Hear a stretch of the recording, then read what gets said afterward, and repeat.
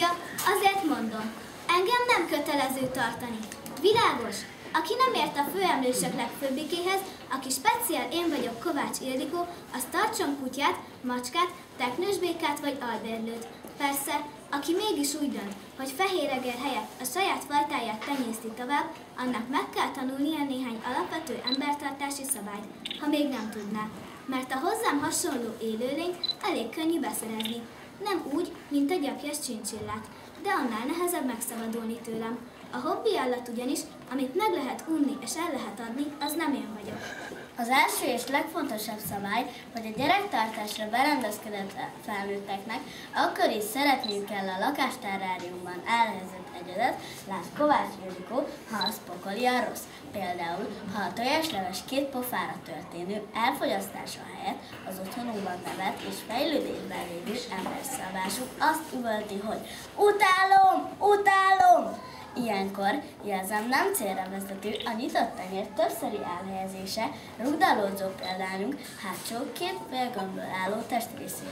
Még egyetlen tudományos kutató sem talált összefüggést az így okozott fájdalom és a tojásleves megszeretése között. A több évezredes tapasztalat szerint sokkal hasznosabbnak látszik némi rántathússal és burgonyával kínálni a kis homo sapiens, és efféle varázsszavakat suttogni a fülébe. Te kis édes, milyen jó kislány vagy, anyuka meg apuka csak téged szeret, stb. A második gyerektartási szabály az, hogy nem szabad a beszerzett példány függetlenségét és önállóságát megzavarni. Ha például azt tapasztaljuk, hogy a tulajdonunkban lévő egyed a vackán hever és óvatosan szopogatja 2 ízletből álló végtagnyúlványát, lásd hüvelykúj, semmiképpen sem mondjuk neki, hogy kislányom, szállj le a boltba 1 kiló kenyérért. Egy efféle mondat tartós lelkitörést okozhat kisházi élőlényünkben, és akadályozhatja az álmodozásban, ami az emberré válás legfontosabb eszköze. A javasolt módszer ilyenkor egy pohár limonádé vagy egy szelet torta óvatos felkínálása, valamint a lábújhegyen járás, ha már mindenképpen mozogni kell az akolban. A harmadik szabály háziasított emberpalántány kisállattartási óhajára vonatkozik. Gyakran előfordul, hogy az otthonunkban fejlődő példány, lásd Kovács Ildikó, különböző mászkáló, repkedő, úszkáló vagy futkosó állattal kíván foglalkozni. Ugyan, mint hörcsöggel, papagájjal, halakkal vagy kutyával. Ezt a kívánságot akkor is tiszteletben kell tartani, ha felnőttként nem kedveljük túlzottan. Lakásunkban a bűzt nem szeretjük, ha egy élőlény lekakálja a padlószőnyeget, és nem rajongunk a fürdőszobában szétszórt homokért, forgácsért vagy kavicsért sem. A gyerektartás vállaló személyeknek kacagva és dalolva kell elviselni az efféle megpróbáltatásokat a Kovács Ildikó kiegyensúlyozott lelki élete érdekében. Természetesen számtalan apró gyerektartási szabályt sorolhatnék fel, amelyek elengedhetetlenek a szülő-gazdik számára. A felsorolás helyett azonban azt javaslom, hogy gyakran forgassák az Élet című tudományos példatárat, ha egészséges egyedeket akarnak felnevelni a családi osztónak nevezett lakásterráriumban.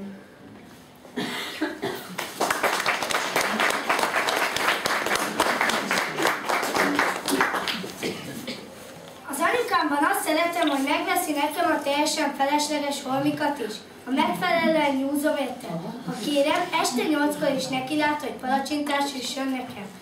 Nem tud rám sokáig haragudni. Nap mint nap elkészíti a 10 óraimat. Megvakarja a hátamat, amikor csak kérem. Neki vannak a legjobb hátvakaró körmei. Megfogja a kezemet a fogorvosnál.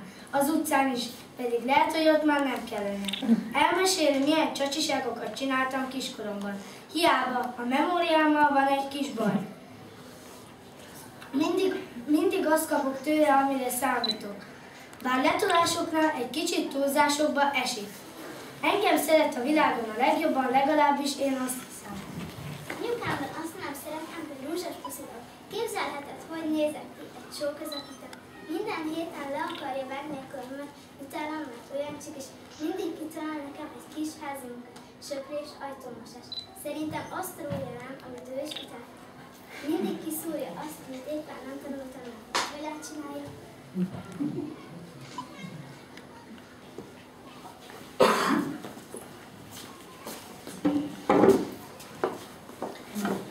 Nálunk mindenki ért az illemhez. Apu nagyon sokat dolgozik, minden nap korán indul, és csak este ér haza. Vasárnap azonban bepótolja az egész heti mulasztását. Ő a vasárnapi illemester. Ne dugd a fejedet a leveses tányérba, a kanalat emeld a szádhoz, ne szürcsöl. A kést a jobb kezedbe fogd, a villát a balban. Ne edd kézzel a krumplit, várd meg, amíg sorra kerülsz. Egyik vasárnap már a nagy is sem bírta, hogy egész ebéd alatt illemtanóra volt. Délután azonban elvitte a városba kirakatokat nézni, megfagyizni. Ekkor még nem bizonyítottam, hogy a nagyi a városi illemester. Még ki sem léptünk a kapun, a nagyi már is rázendített. Köszönj mindenkinek, akinek én köszönök, meg azoknak is, akik nekem köszönnek. A legjobb, ha mindenkinek köszönsz. Cukrászdából pohárból adok vagy. No, lecsomagol a pohádra. Ott lesz Lóza néni, válaszol udvarosan a kérdésére. És akkor még ott van anyu, a hétköznapok illemestere. Egyszerre sorol fel mindent, ami szerinte nem illik. Ehhez a ruhához nem illik ez a cipő. Nehogy kócosan menni el iskolába. Nem illik sehonnan elkésni. Ezt jól jegyezd meg. Nem illik a piszkos tányért az asztalon hagyni.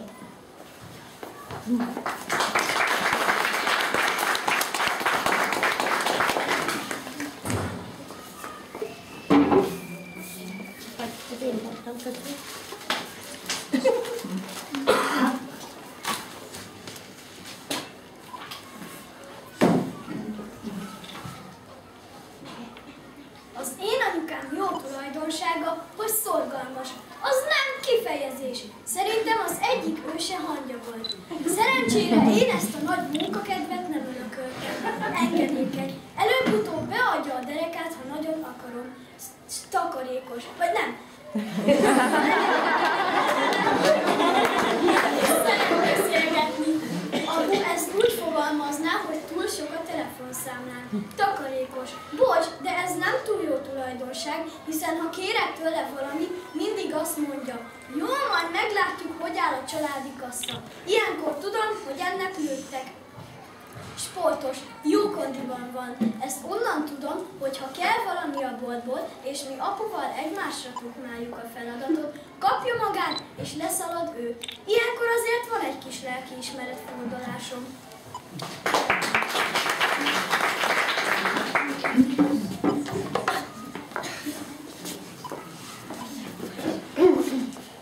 Nem értem, hogy a felnőttek honnan tudják a választ arra a kérdésre.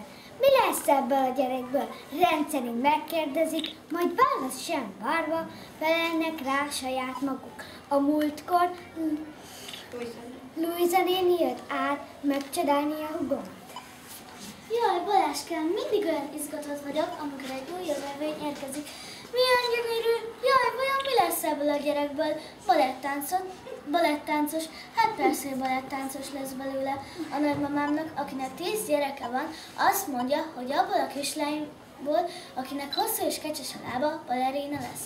Neked is megjósoltam, hogy opera énekes leszel. A nagymamám szerint ugyanis, aki olyan kitartóan tud ordítani, mint te, pici maradban, annak csodaörös a tudel, tehát lelkhívő énekes leszel.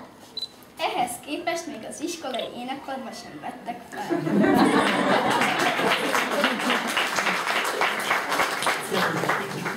Körülötted mindenki sóhajtozik. Anya azért sóhajtozik, mert ő egy nap alatt téve mos, főz, takarít. Én pedig a ruháimmal sem vagyok képes a helyükre rakni. A szennyesekről ne is beszéljünk, amit legalább kivihetnék a fürdőszobába. Ha viszont hozzáérek a mosógéphez, akkor meg azért, mert nem fogom felmenni, dolgozott ezért a drága mosógépet. Még jó, hogy az orvosi vizsgálaton nem az orvos sóhajtozik egyetlen. Elvesztettem a radíromat, nem az elsőt, a sokadikat. Sosem került elő, pedig még a monogramon is rajta van. Mások is elvesztették a radírjaikat. Azok sem kerültek elő soha. Valahol lennie kell egy helynek, amit úgy hívnak az elveszett radíra birodalmak. Apu és anyu egyre többet sopánkodnak, hogy rám se ismernek. A nagyi azt mondja, a kamaszkor küszöbén állok. Ez elég fenyegetően hangzik, de én egész jól érzem magamat a saját bőrömben.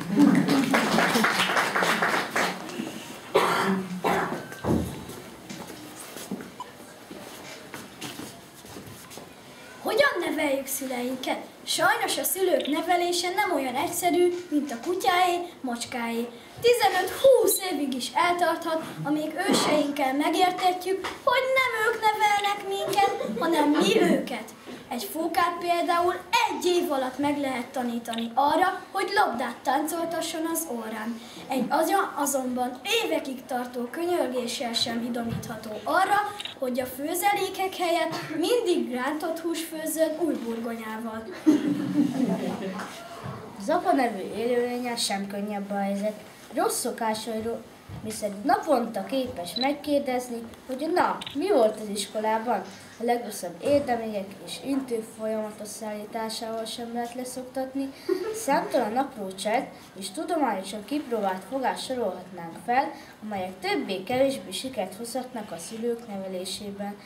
Erről majd egy külön könyvet írok egyszer. Most a sikeres módszerek közül csak egyet említek, amellyel azonnali és biztos hatást váltatunk ki. Ez pedig az úgynevezett szeretlek technika. Nézzünk néhány példát. Szülőanyánk óriási patáját csap, mert nem mosogatunk el, már megígért. Ilyenkor nedvező szemekkel a szemébe nézünk, és tekintetünk sugarából az olvasható ki, hogy szeretlek, anyu. A hatásról biztos. Megnevelt anyánknél már levegő után kapkod és elmosogat helyettünk. Apánk gyorsan rángatja lefelé a nadrág szíját, mert nem osztályfőnök intőt kapott. Persze nem mi voltunk a hibása. Az a buta Csaba ütött vissza, de ezt úgysem magyarázhatnánk el ősünknek. Sokkal jobb, ha mélyen a szemébe nézünk és pillantásunk azt mondja, mielőtt agyonversz, tudnod kell, hogy szereted.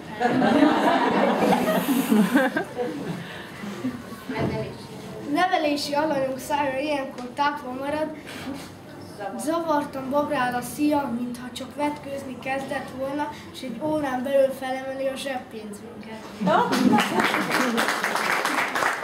A szülők nevelése sok munkát és figyelmet igényel, de megéri a befektetett energiát. A gondosan nevelt szülő kevesebbet kiabál, sokat mosolyog, tovább él, és csak ritkán harag.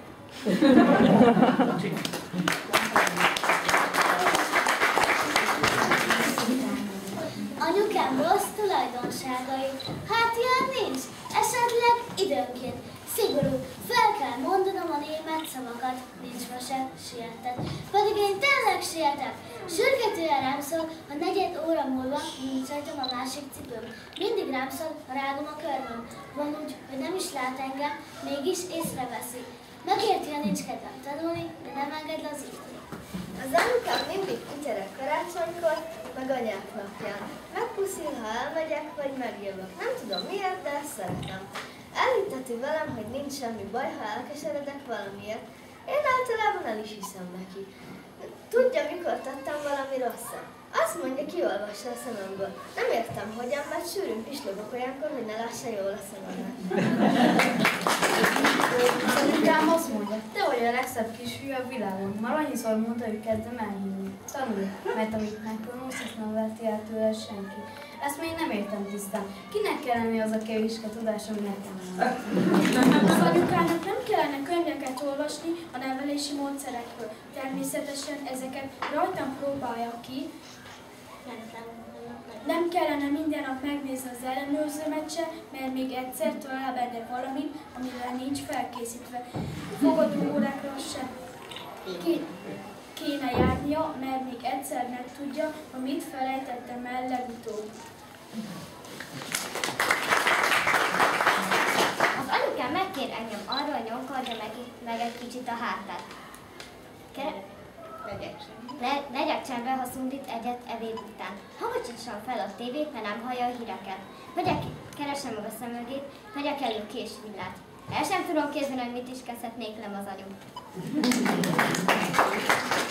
Anyukám ideges lesz, ha este 9-kor jut eszembe, hogy nem írtam meg a fogalmazásomat. Ha kétszer egymás után kidöntjük a tehetem frissen felmosott konyhában. Vannak ilyen napok. Biztosan a volt az oka. Az anyukám arra vágyik, hogy legyen egyszer egy szép nagy új házunk, és megköszönjük a világ különböző tájaira. Arra vágyik, hogy mindannyian egy gazdag, tiszta, igazságos országban élhessünk. Arra is vágyik, hogy legyen elengedő ideje, hogy megcsinálja mindent, amit szeretne. Azt szeretné, hogy a családban mindig mindenki egészséges maradjon. Az anyukám arra vágyik, hogy jól nevelt tehetséges gyereket terültetek. Arra is vágyik, hogy mindig sikerüljen a süti, amit süt. Arra is vágyik, hogy lássa felnőni majd a szép, okos, tehetséges unokáit is. Ha nagy leszek, az anyukámat szeretném elvinni Disneylandbe. Biztosan jó munka lenne. Nagy leszek, az anyukámat szeretném elvinni minden nap olyan étterembe, ahol roskadoznának az asztalok a finom ételektől, hogy ne neki kelljen főzni. Várom, hogy én is, mert 3 nap múlva a saját főztével várna. Szeretném elvinni az anyukámat a Indiába, csak azért, hogy utazhasson elefánttal. Ha nagy leszek, az anyukámat szeretném elvinni egy igazi luxus szállodába. Azt gondolom, megérdemelne egy kis pihenést. Ha sok pénzem lenne, vennék az anyunak egy olyan könyvet, ahol minden eldobható lenne, hogy ne kelljen többet mosogatni. Ha sok pénzem lenne, vennék az anyunak egy olyan robotot, amelyik takarít, most bevásárolni jár. Épp elég házi munkát végzett már. Ha sok pénzem lenne, vennék az anyunak egy olyan házat, ami csokoládéból lenne. Természetesen vele laknék, és együtt rákcsálnánk az édes hajtót. Ha sok pénzem lenne, vennék az anyukának egy vidámparkot. Na nem ez ott, hogy én is szórakozzak, csupán az ő kedvéért. Ha sok pénzem lenne, vennék az anyunak részarról szent, ne legyen gondja télen, hogy jut el a munkahelyére. Ha sok pénzem lenne, vennék az anyunak egy olyan tükröt, amiben soványabbanak látszik. Ha sok pénzem lenne, vennék az anyunak néhány 100 pár zoknit, így nem kellene összeválogatni az okunkat, ami már volt rajtunk a szállókat meg. Sok pénzem lenne, vennék az anyunak jó pár játékszőjét, vagy játszom velük, léte kipróbálnám őket, nehogy csalódjon bennük. Jön az anyák napja. Jaj, mit is csináljak? Mivel kedveskedjek az édesanyámnak? Amíg kicsi voltam, mondtam egy kis verset. Nagyobb lettem, velem megnőttek a versek. Tavaly egy szál rózsát vettem édesanyámnak, kaptam érte tortát, plusz itt 300-at. Mit adjak az idén? Most még nagyobb vagyok, vers és virág mellé el is mosogatok.